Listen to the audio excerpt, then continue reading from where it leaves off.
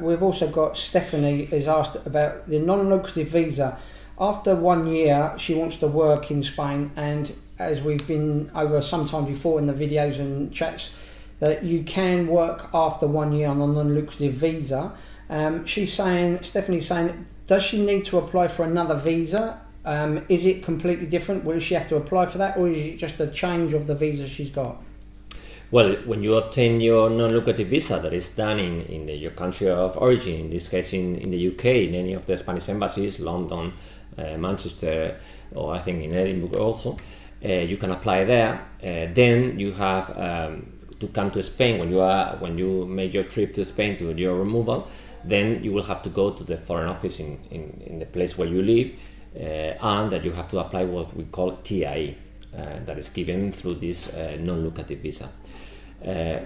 When you are about to renew in the first year, you can choose to renew the same way you did it in UK in this case, with the proof of money and then the other requirements, or you can let's say Swift change to another way of not a visa, but it's like a residence permit that is obtaining through applying for a job. If you have an employer that is offering you a job and they are registered, of course, and they are a reliable company, you can get a job offer, and with that job offer you can change or Swift your non-lucrative visa into a working visa. The same as if you want to do it through being self-employed. You could apply or change your status and with the possibility of having a business here. They ask a bit of requirements, that is that your business must be approved by a small authority that they say that this business is going ahead. It's not very complicated. You just have to submit a report of your plans. It's a plan for the business, and again you will apply with that or for that change into autonomous. When they accept, your TI is changed, and then you have the possibility of registering. This is only after the first year, after 12 months, yeah? That's right. Okay, great. And also working remotely in Spain. Now, some people are working for British companies. They want to live in Spain. How does that work, working remotely? There's some slight changes with that. Can you explain? Well, yes. In theory, with a non-lucrative visa, if this is what you got, you can't work in Spain, or you can't work for a Spanish company. The law doesn't say anything about working for a company abroad. The thing is that if you want to commit 100% illegality in Spain, when someone is living in Spain, working for a company outside Spain, in theory, this company should be paying Social Security for you in Spain. This is sometimes complicated especially for small companies, to do that, because they have to register here and they have to produce a pay slip. They would need the advice of a gestor to do that. So it's not so easy. So for the first year, at least for the first year, I think working remote officially or legally is a bit complicated. What you can do is, after the first year, renew this residency in the way we told you, with the self-employed way. You can register as self-employed in Spain, and instead of having a pay slip, what you would do is you will invoice your company in the UK or anywhere else every month or every week, the same as you were doing before. With that, being registered as an autonomous, you have also the possibility of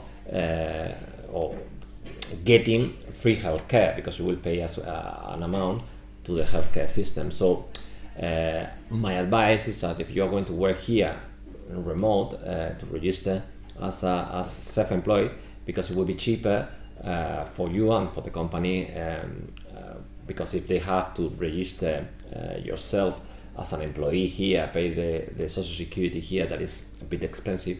It may be not help to do this.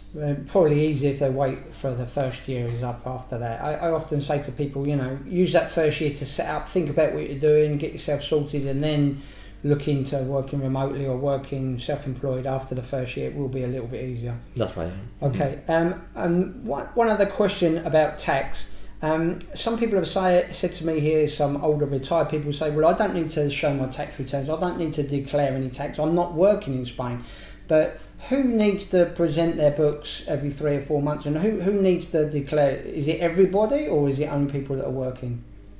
Well, in Spain, you just have to submit quarterly if you have a business. If you are a normal employee or you live from your pension, you will have to declare every year.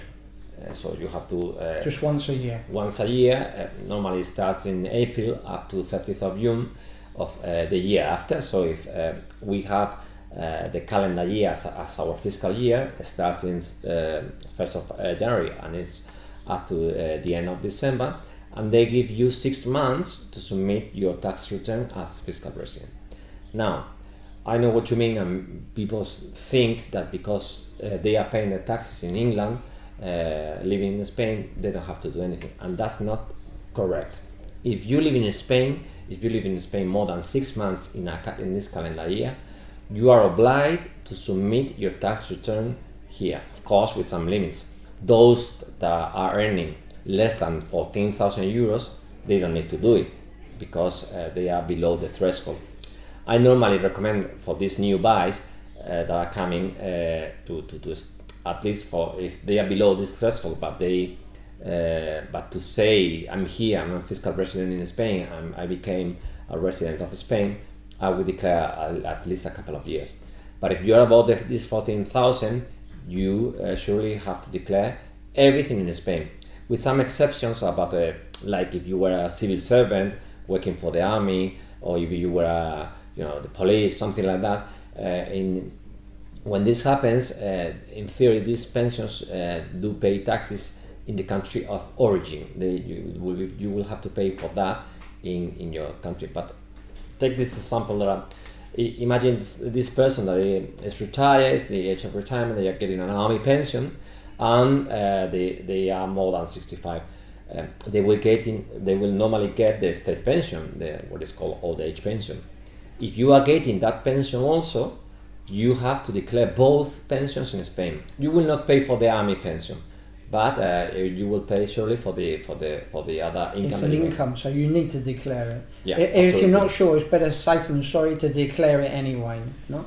Yeah. I mean, what you can't do, and this is happening, and there are really difficult stories that we are suffering from clients that they didn't know anything. They didn't know that they had to declare in Spain. They thought they were doing correctly, and then the tax office comes, and they don't come for the year that just passed. They come 4 years back. Now they've been doing a big campaign of 2017, and they are sending letters from many clients of us, and they are asking to pay taxes in Spain. So you can go back up to 4 years in the past to check everything is right. So it's best to do it correctly the first time round. That's correct. And why are they doing that? Because they charge interest on that amount. Imagine someone that because of this declaration they don't do it, and the tax office calculates for themselves because they know the income. That's very important to know also, that the tax office is receiving the pensions that normally people are getting, right? And it's not that they ask.